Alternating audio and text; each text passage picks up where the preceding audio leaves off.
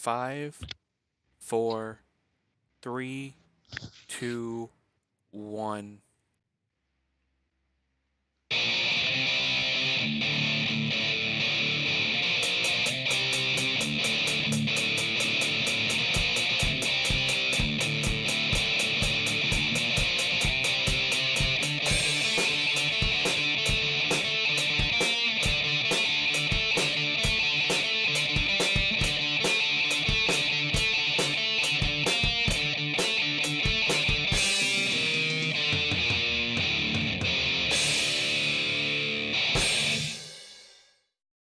All right. Welcome to the second and final review of this week. Supipara Chapter 2, Spring Has Come. Yeah, as usual, this is another visual novel from Manga Gamer. I've, you know, we usually review whatever visual novel they put out the week we have them interviewed. Because it was actually kind of down to the wire on this one. Um, there was another game we were planning to review because I think we mentioned, or it was mentioned in the actual interview, that John had been moving the previous week. So it was a bit of touch and go there. But yeah, things came through, and yeah, I perhaps didn't get as much time as I wanted to on this, but then again, I think I got more than I played more than I wanted to of this. Maybe that's a confusing statement, but right. We have covered the first Supipara game way back in 2016. If I'm thinking correctly, that was that's still the Talk Shoe era. So that review is buried somewhere on that site. Um, Admittedly, we don't have a really great way to access all the Talk Shoe reviews, especially right now since they are buried under a pile of non-updated episodes. Because the Talk Shoe site broke, and we care less about it now. So, but point of order is it's been about a year and a half, 2 years since the first game came out, and memories are kind of faded on the first one, but I can definitely recall this game is very much in the line of the first one. Yeah. I'm like, in fact, it's kind of a weird remix. And there are plot reasons for that. Admittedly, I didn't get to those because, well, like the first game, Supipara is a much longer visual novel than it looks. I'm about 12 hours in, and I don't know, I'm somewhere in the middle. Like, I'm not exactly sure where I am in relation to the end. It just Neither am I. It just I goes know I on. didn't get to the end, but the reason I didn't get to the end was less time constraints and more this visual novel remains boring. Yeah, they're fairly good production values, but fairly by the number plot and stuff. Yeah, it's like I've mentioned it in the past, and if you can see the footage here, the production values are pretty insane for a visual novel. They are. Granted, I'm not sure if there's a full CG insert in this one because I remember one being in the first game, but this one I haven't seen it. But once again, that might just be because I hadn't gotten up to it yet. Just here, a lot more in the way of expressions, and like the characters blink, and if you have a nice touch is if you have the voices on, the mouths will move, and if you have them off, they will not move. Like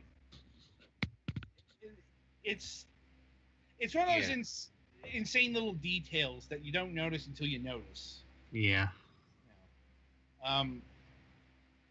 And as far as like voice options go, I don't like I don't recall seeing a like individual voice mute slider, but then again, I wasn't really looking.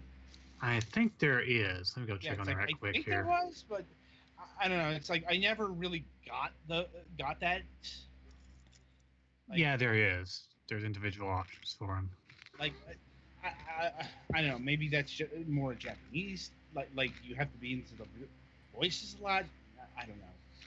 Anyway, um, about the only time the production values really fail is when they try to when the characters move. Like Mm-hmm. um, good attempts, I guess, but you just don't have the amount of frames of animation to make that look good. Like it looks really choppy. Still Yeah. better than a lot of visual novels do with character movements, or as the case may be, don't. I'm like, I would rather have dealt with the static images or the just moving the character flat like than Mm-hmm. it's that bad. Like it just does not look good at all. It's a nice effort, but yeah. Anyway, so the overreaching plot of Supipara, you can find a lot of detail on that in our interview. Um, but you are once again playing Yukari. He is the protagonist of the first game, and he is the protagonist of this one. See, it, Chapter 2 here is basically a remix of the first game. It's just yeah, they're doing the thing that I don't want to compare it directly to what's the name? What? The one that has a bunch of different visual novels and they're all retelling the same period of time before Oh, the are you town talking explodes or about whatever. Higurashi? Yeah. It's not exactly like that, but it seems like there's, for some reason, they're undergoing the same events over and over again with changes. It's something like that, yeah. Yeah, it's just what's different is first of all you have a little sister now, and the focus girl is different. I'm like, if I'm recalling correctly, the focus girl was your second cousin. Yeah, Sakura. Like, with this one, you're dealing with Hotaru, a half French blonde girl. Mm-hmm. Because of course she can't be too foreign. Like, anyway, probably another reason why Chapter 2 feels like Chapter 1 is I'm not sure if they were done in tandem, but it was like this. This is the other completed chapter of Supipara. The other installments in this series are merely theoretical at this point, due to reasons of it not selling well in Japan. Mm-hmm. And hopefully the performance in America is allowing it to I'm like, have the rest of them be released eventually, but that's what they're working on. Yeah, it's like, once again, see our interview for more details. I'm like, it's just whatever interest I have in this series is dulled by a ton of slice of life minutia that I just not give a shit about. Yeah, it's good quality, but not super imaginative. And like, if you have a lot of time to be playing visual novels, it might be. I just do not understand how people will give a crap about their shopping habits. Like, yeah, this was a game I could only play in spans about maybe an hour each session. I think the most I got is about 15, 30 minutes. And I'm just like, I'm bored now. Yeah, Like, most of the stuff they something go through fucking in happened. this Why is do stuff that people like slice of life? Why is this a genre? Like, Because some people don't have lives of their own and like to borrow other people's. I was gonna say. Well, the one thing that this does is a lot of the stuff they keep in is stuff that would have been put on the cutting room floor of a lot of anime or whatever. yeah. Or at least truncated to something like 15, 20 seconds. Yeah. Also worth mentioning is there's a lot of pseudo harem shit going on here. I can't. It's not actual harem stuff. It's more poking fun at the character's expense. Yeah, the character is Yeah. not actually having a hard time choosing between girls for a change, but Yeah, it's more there's a focus girl. Mm-hmm. He's not at And risk of being nice boated. like the focus girl here is Tsundere. Yeah. I thought we had laws against this shit. No, The they're not soon laws, they're variety. obligations at this point. Like, Yeah. but that's all pretty innocuous compared to, well, because we have a little sister here. Yeah, we've got a bit of the emoto fetish going on. Because of thankfully not to the paraphrasing the what to do in a harem anime AM or public service announcement thing. Yes. You don't get to the point of don't do your sister. Uh-huh. Like, honestly, I was more concerned about Sakura than Yukari. Mm-hmm.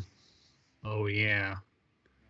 She has a somewhat unhealthy interest in her.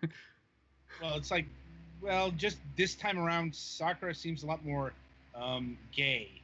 Yeah. Is weird. Let's see. At any rate,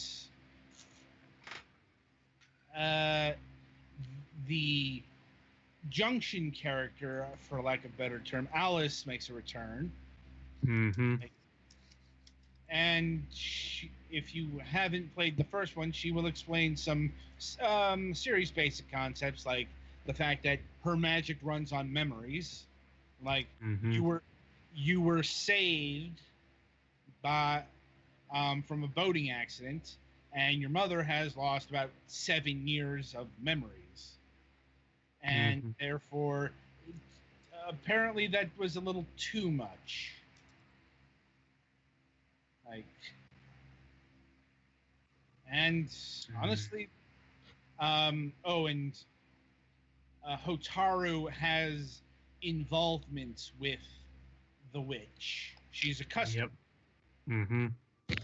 And she gained the power of foresight, like, in kind of the dullest way imaginable.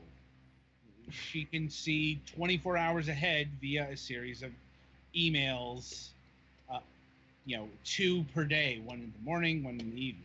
So basically, it's Future Diary, only less crazy murder girlfriend. Yeah. Yeah. Well, be fair, she kind of threatens to kill you sometimes. But I mean, she's not actually going to go murder an entire city for you. Yeah. At any rate, the music, actually pretty good. I'd say a cut above the usual visual novel kind of music. Mm-hmm. Like, certain tracks are certainly a lot more surreal than you'd expect. Mm-hmm. That being said, I did eventually mute everything because you're going to hear some of the same stuff after a while, over and over again. Which is par for course.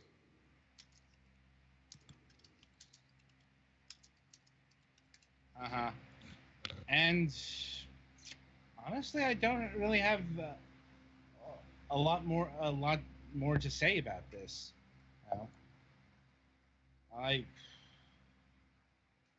As far as pricing goes, it's $15, which is standalone. Now that it's come out, well, it's in a bundle, but problem is since we have both games, I can't see how much the game is.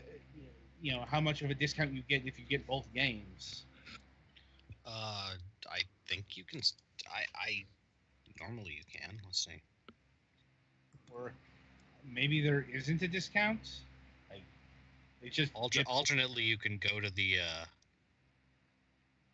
Manga Gamer website. I was gonna say go to Steam on the internet, not logged in. Yeah, good point. Let me see here. I suppose if we are talking about Manga Gamer, also worth noting, this is an all ages release. Yeah, it's only $5. It's only 5% off. Excuse me. So. Anyway, as a standalone price, $15 is pretty good. Mm-hmm. It's just, you kind of have to enjoy slice of life and anime-esque relationships and that. Yeah. Well, and drawn out, like, stuff that would be like a 30-second thing in an anime is what, 15, 20 minutes? You haven't seen a lot of anime romances, have you? No, I haven't. Oh, God. Oh, boy. Fucking drawn out. Yeah. Especially shoujo romance. Oh, God. Yeah, I avoid that.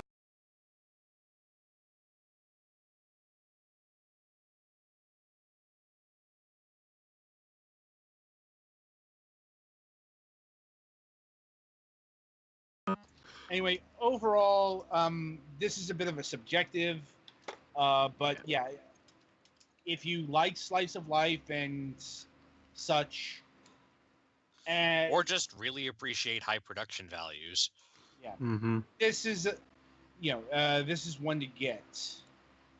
I'm like, probably alongside the first chapter as well. Like,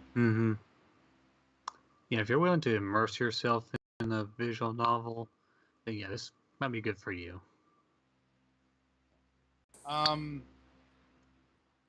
Yeah, if I could categorize this in a sentence or 3 words, really, expansion pack sequel. Yeah. Only it is standalone, so you don't have to have the. Yeah, that's more in general terms. Like it's more of the same. Fair enough. It's like that. That's not a bad thing necessarily. It's, I suppose, going to be interesting to see if the developer can recapture what they had here with the first 2 Supipara games, since it's been a while since these games been in production. You can see some artifacts like the phones. A good way to data thing is like look at the phones. Is it a flip phone or is it a smartphone? Although Japan stuck with flip phones for longer than most places did, because flip phones turned out to be particularly good for writing katakana and hiragana with. Yeah, it's still flip phones though. I'm like, you can. That's still gonna date it because even Japan uses smartphones these days. Yeah. Like they actually call smartphones smartphone instead of they were flip phones were Keitai Denwa or Keitai. We're learning things. Japanese is a language. They were with flip phones and the brick phones originally and flip phones for such a long time that it's a big deal that smartphones are a different thing. Anyway. Point of order is, these were a while ago, so always a bit of an issue when restarting a series that where time has passed. But especially since we're nowhere near Part 3 getting into production. Like, looking at the Supipara fun on Manga Gamer, it just passed the Supipara 2 localization milestone, then close to the hey, Supipara Part 3 is going to be a thing. Mm-hmm. Well, hopefully it goes well for them. Well, granted, some of that is they haven't factored in the sales from Supipara Chapter 2 in yet, because this just went on sale. Yeah. All right, and any final thoughts on Supipara Chapter 2? Really? I kind of wish I'd remembered to install it and not thought were playing a different other game this week. That's on you. I know. All right, so that'll about do it for this installment of the Fragments of Silicon reviews. Coming up on the week ahead, let's see, we do have a Tuesday show planned, and the developers have confirmed. I believe I read out these names before, and I'm no less sure about how they're pronounced. We'll be having Jacob Riczko and Lukanc Kubiak of Imogen Pro. They're a Polish developer. Ah, that's a fun language. Oh, so many consonants. Like, that's my take on Polish names. Like, why are there so many consonants, and why are there so many consonants? Polish is the one that has like the CZC clusters and stuff. Yes. I'm like, Anyway, Imogen Pro is a developer and publisher of many. They've got their hands in a lot of pies, let's say. Just looking at their websites, not just like development, but they've got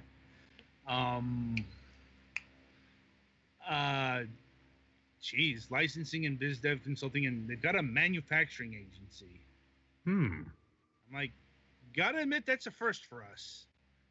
We've had lighting developers before, but not like manufacturing. But obviously the business we're most interested in is independent PC, digital, and retail publishing. And they've got a lot of work. They've done a lot of work. Construction Simulator, Euro Truck Simulator, Sprinteris, Crolat. Apparently, they did some work on the Dreamfall chapters and Super Hot. But the game we are going to be focusing on is The Memory of Us, or My Memory of Us, which admittedly I don't know too much about right now. They gave me a demo code. I just haven't had a chance to play it yet. No. That'll probably happen, if not tomorrow, then Tuesday. It's just, research for a week tends to start with that week. So right. There's a lot of stuff here to cover, though. Maybe too much for one interview. I don't know yet. But certainly worth noting even at this stage. And on Wednesday, we'll be having Dennis Vivaro of Aloft Studio. They are currently developing I'm still surprised this genre doesn't have a name. But if I tell you it's a Zelda-alike, or a Secret of Mana alike, I don't know. It's like I don't ever know what to call these. It is a top-down 2D game. They used to kind of be adventure or action RPG games, but then that got expanded. Mm-hmm. Yeah. It's like, it's a game in that mold. Looks incredible. It does. And we do have a demo for this one as well. That one I was able to access for everyone at this point. If they can go linked and all that stuff. But I believe the demo is of one of the dungeon areas. Like, still looking at this game, I'm seeing more like Secret of Mana in terms of its art than, say, Zelda. Like, especially the bosses. Mm-hmm. These would not be out of place in a Mana game. So, that's what we're doing this week. Once again, the developer has already confirmed, so everything's looking pretty good in terms of people showing up, which is actually nice because it's been a bit of an issue lately. Sometimes you hit periods like that. Anyway, until Tuesday, I wish you good gaming.